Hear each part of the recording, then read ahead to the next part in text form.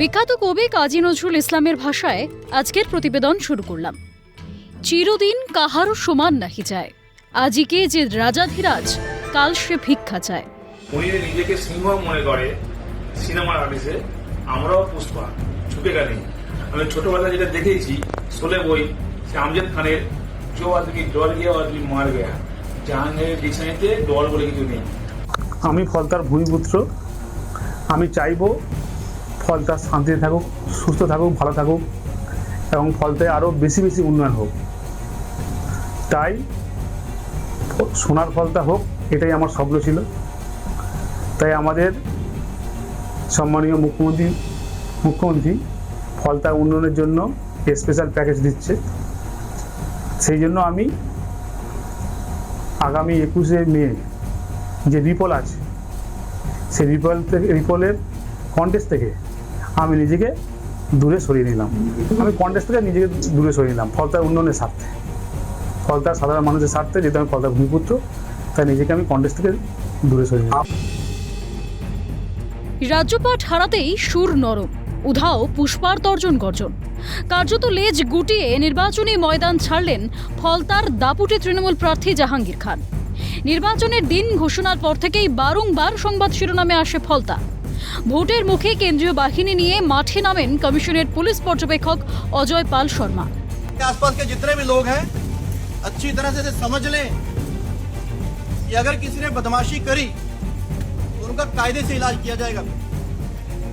अगर कहीं से खबर आ गई कि किसी ने कोई खुराफात करने की, किसी को परेशान करने की कोशिश की है, तो फिर उसकी खबर फिर अच्छे से लेंगे हम। দক্ষিণ চব্বিশ পরগনার স্পর্শকাতর সমস্ত গ্রামে গ্রামে ঘুরছেন তিনি।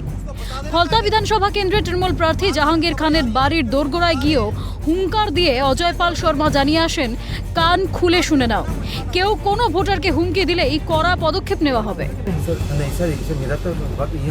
দাবাং পুলিশ আধিকারিকের এই অ্যাকশনের পরেই গর্জে উঠেছিলেন ফলতার তৃণমূল প্রার্থী। নিজেকে পুষ্পা সম্বোধন করে হুঙ্কার ছেড়েছিলেন। উনি নিজেকে সিংহ মনে করে সিনেমার আর্টিস্টে, আমরাও পুষ্পা ছুটে গেলে। আমি ছোটবেলায় যেটা দেখেছি শোলে বই, সে আমজাদ খানের জো আদমি ডর গিয়া আদমি মার গেয়া, জাহাঙ্গীরের ডিকশনারিতে ডর বলে কিছু নেই। এরপর নির্বাচনের দিন ফলতার বিভিন্ন কেন্দ্র থেকে বিভিন্ন অভিযোগ সামনে আসে।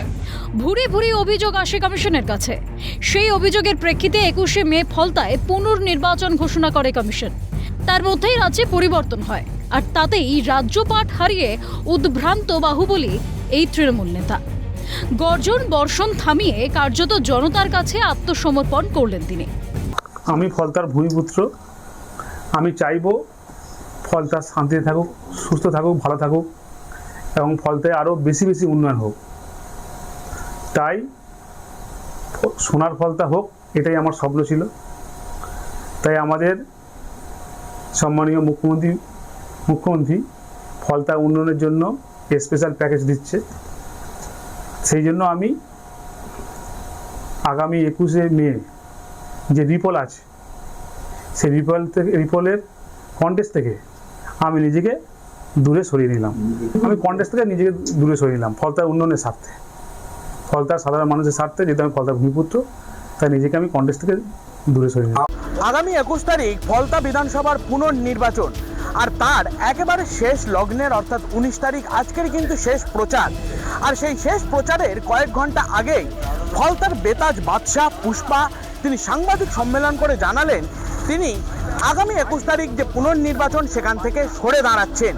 আর এই ঘোষণার পরেই একেবারে একাধিক প্রশ্ন সামনে আসছে।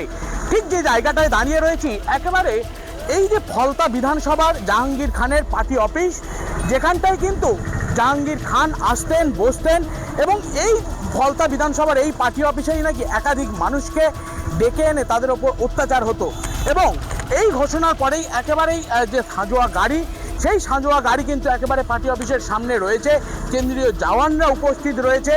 একেবারে বলা যায় যে যুদ্ধের ময়দান থেকে সরে দাঁড়ালেন ফলতার বেতাজ বাদশাহ যুবরাজ, আবার কখনো বা পুষ্পা, তিনি কিন্তু মাথা ঝোঁকালেন। তবে 29 তারিখ নির্বাচনের দিন বিভিন্ন বুথে তৃণমূলের বিরুদ্ধে যে সমস্ত অভিযোগ উঠেছিল তা নিয়ে আমতা আমতা করতে শোনা গিয়েছে পুষ্পাকে।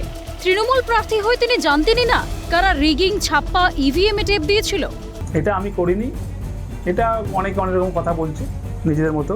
আমি আমার অফিসে ছিলাম, অফিস থেকে আমি চালনা করেছি, কিন্তু কে করেছে আমি নিজেই জানি না। আমি স্পটে ছিলাম না, বলতে পারবো কোনো নির্দেশ এসেছিল কোনো মহলের বা কারণ? না, কোনো এরকম কোনো ব্যাপার তাহলে ছিল না। আপনি এখানকার প্রার্থী, আপনার কোনো নিয়ন্ত্রণ ছিল না? আপনি বলছেন যারা করেছে জানেন না, তারা তো আপনার কর্মী ছিলেন। না, আমাদের কর্মী করেছে, কে করেছে আমি নিজেই জানি না। ঘুরি ঘুরি অভিযোগ করছে সাধারণ মানুষ। ঠিক আছে, মানুষ যদি সাধারণ মানুষ করে, তারা যেটা ভালো বুঝেন সেটা বলছেন। আমার এখানে কিছু বলার কিছু নেই। আমার ব্যক্তিগত মত, আমি ফলতার মানুষের সঙ্গে কোনোদিন খাওয়া দাওয়া করিনি, এবং প্রত্যেকটা মানুষ যে বলছে আমার সামনে, যারা বলছে তারা হয়তো আমার নিজেই চেনে না, আমাকে হয়তো জানে না। যারা বলছে তারা যদি আমার সামনে আসে এবং আমার সামনে চোখে কথা বলে, তারা বুঝতে পারবে যে তাদের যেটা বলছে সেটা ভুল। তার দল ক্ষমতাচ্যুত হতেই এখন রাস্তায় বসার জোগাড় জাহাঙ্গীরের। একসময় দাপট, পুলিশের সাহায্য নিয়ে এলাকায় সন্ত্রাস, এখন অতীত। নিজের জেলযাত্রা এড়াতে ইতিমধ্যেই হাইকোর্ট থেকে রক্ষা কবচ নিতে হয়েছে তাকে। সেই আবহেই নির্বাচনের একদিন আগে জাহাঙ্গীরের নির্বাচন থেকে সরে দাঁড়ানোর সিদ্ধান্ত যে বেশ তাৎপর্যপূর্ণ তা বলার অপেক্ষা রাখে না। এখন ফলতার তৃণমূল প্রার্থীর রাজনৈতিক ভবিষ্যৎ কোন খাদে মোড় নেয় সেটাই দেখায়। ফলতা থেকে অরিজিৎ মণ্ডলের রিপোর্ট, ক্যালকাটা নিউজ।